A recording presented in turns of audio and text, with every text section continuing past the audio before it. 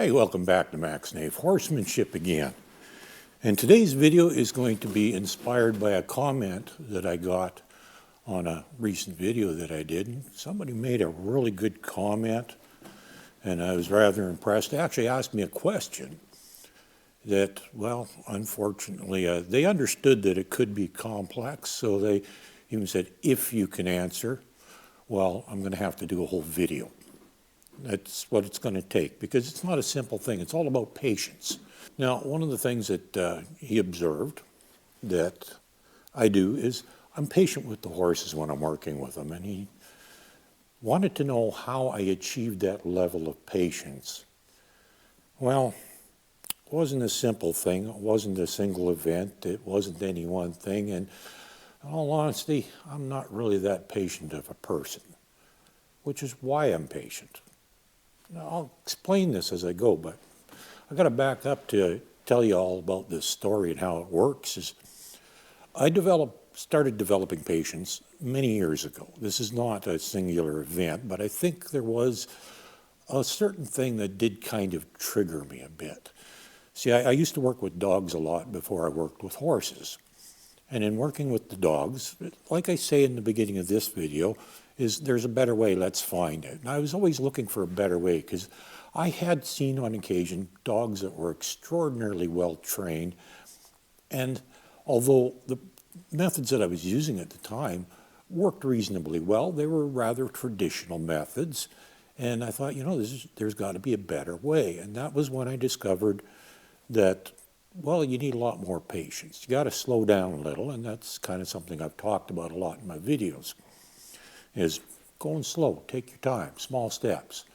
And when it comes to something the size of a horse that can outweigh you 6-1, well, you can't exactly force it to do things like you can with a dog. Now, with a dog, if I really wanted to make him sit, I could just push down on the backside, the dog sits, doesn't have much choice. Can't do that with a horse. Anyhow, so that was the beginning of the evolution.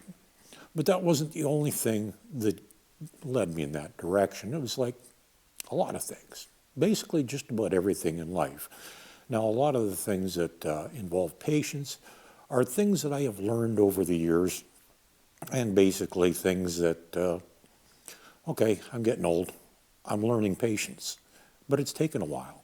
It's not something that just happened overnight.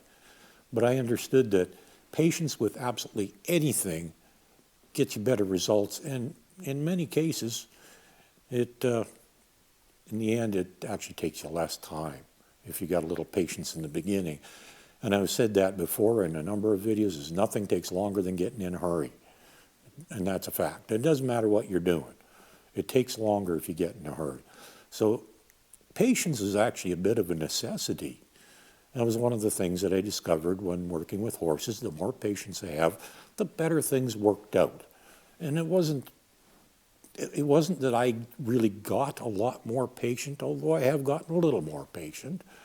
I do tend to be rather impatient sometimes, and I'm going to give you a really good example of that and how that works. But to start with, I'm going to share a little story because, see, one of my pet peeves is horses that are hard to catch. I don't have patience for that.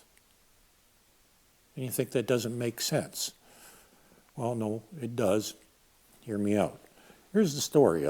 Years ago, I had several horses at a boarding facility, and I worked with other horses at that boarding facility as people wanted me to. Now, one of the horses I was working with at one time, it was usually not bad to be caught. I never worried too much about it. But one day it decided it was going to be difficult, and it said, no, I don't want to be caught. I said, okay, change of plans. We're not going to work on whatever today that I had planned on. I don't remember what it was, doesn't matter. This is where you got to be flexible and work with the opportunities at hand that present themselves. And that's exactly what happened. The horse didn't want to be caught, so I said, okay, today we're going to teach the horse how to be caught. Well, the lady that boarded the horse there, she was out there quite frequently, and, well, quite often we'd run into one another in our travels. I had just finished working with the horse, and when she arrived, she goes, oh, what did you do with the horse today? And I said, oh, I spent 3/4 of an hour teaching it how to be caught. Well, she immediately started apologizing for me taking 3/4 of an hour to catch a horse. And I says, no, no, no. It didn't take 3/4 of an hour to catch the horse. I probably could have done that a whole lot quicker, because if you know how, it's not that hard, even with a difficult horse. But I decided if it didn't want to be caught, I'm going to take advantage of the opportunity and teach it to be caught. So I spent 3/4 of an hour teaching it to be caught. I did not spend 3/4 of an hour trying to catch the horse. But she didn't seem to really understand what I was talking about. She didn't get it.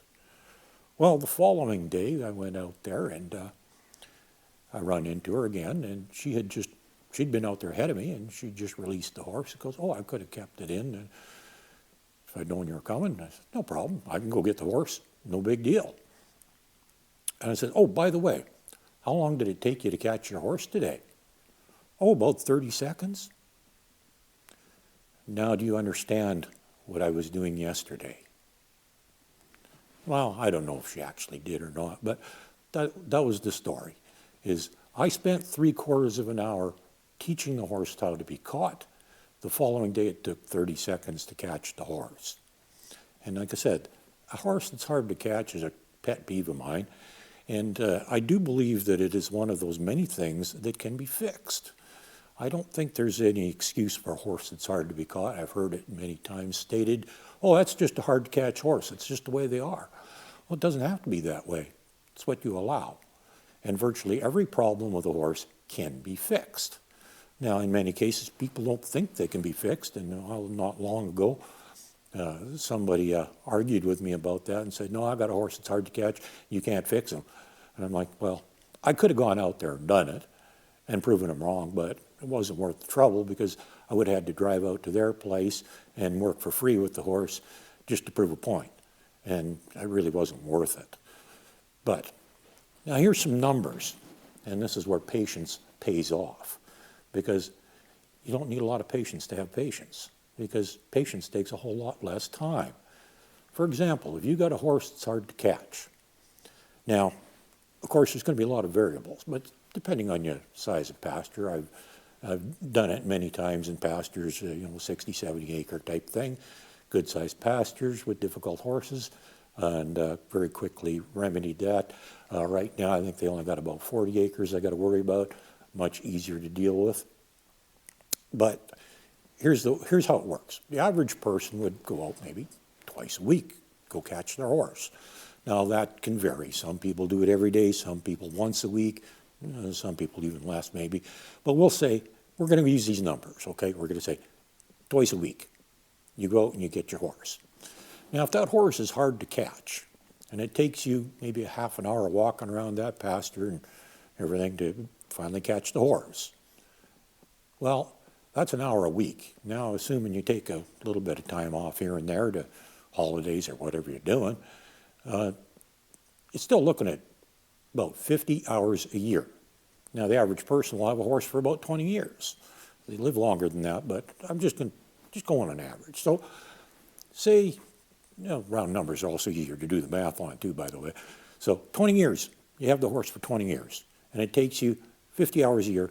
That is 1,000 hours in 20 years that you are going to spend going out there catching your horse. 1,000 hours. That is a lot of time. So, if you teach the horse to be caught, it might take you 3/4 of an hour, and the day I did that, it took 3/4 of an hour, which is fairly typical when I do that, and that was on a fairly large pasture. So I spent 3/4 of an hour to save 1,000 hours. Doesn't that make sense? So the patience that I've got with horses, it's not because I'm a patient person. It's because I'm impatient. I don't want to spend 1,000 hours catching a horse. No, I'm going to spend 3/4 of an hour teaching it to be caught. Now, occasionally you might have to repeat that process a couple times. You may in total spend a couple hours. And it also depends on your skill level and facilities and how big the area is that the horse is in. There's a lot of variables. I'm not going to get into that in detail. I'm just pointing out the fact that even if it takes you 2 hours compared to 1,000 hours, well, having patience is a little bit of a necessity. It's not really because you're a patient person, or you want the patience, or you need to have, it's just a matter of necessity. You have to be patient because you're impatient. So, and years ago I came across something, and I don't know if it was, I think it was meant as a joke. And it said, if you want to learn patience, get a horse. And well, I don't know that it was really that much of a joke, but I think there's a lot of fact to that, is a horse will teach you patience, because you have no choice but to be patient when you're working with the horse. It's not an option. It's not like I have this knack of being patient. I'm not. I'm a terribly impatient person. But I know that there are points and times where, whether I'm working with horses or anything else in life, I need to put in the time that it takes to do the job properly in the first place, because down the road it's going to save me an awful lot of time, and I don't have the patience for that down the road. It's as simple as that. So I was thinking it might be a little bit longer to do this video, but apparently not. Patience is in fact something that you need to cultivate. Not everybody has it. Some people are just more or less naturally inclined to be patient, but it is something that is necessary for good horsemanship and for virtually everything in life. I don't care if you're baking a cake. You need to have the patience to wait until it's done and to take the time to measure the ingredients properly, etc., if you want a good result. Electronics, mechanics, doesn't matter, carpentry, painting, you know, and I've done a lot of those things, and they all take time, and they take patience. And, well, I've also done body work too, and that's a time-consuming, that requires patience, because if you don't do it right, when you get the final coat on, all of a sudden you can see every flaw in what you've done. And then you've got to strip the whole thing back down and start all over. It's going to cost you a lot of money, and it's going to take you way more time. Much easier to do it right in the first place. So learn patience, whatever it takes, however you have to go about it, but understand that patience is in fact important. It's a necessity. It's not an option. It's not something that is easily cultivated. It may take you years to get good at it and to learn the patience that you need. But you do have to have patience. And Harry was wise enough to catch that in that one video and leave a comment wanting to know what the turning point was. Well, I think it was largely back when I was working with dogs that I realized that there was a better way and that patience pays off. But that's not the only thing. It's over the years, time, everything that I've done, and it was all proven to me that patience pays off. No matter what you're doing, patience will win in the end. And it'll save you an awful lot of time. So cultivate a little patience, work on some patience, be patient with the horse. Because if they're doing something wrong, maybe it's something you're doing that's causing it. Or they just don't understand yet. Be patient with them. They'll learn. They're very smart animals. Have a good day.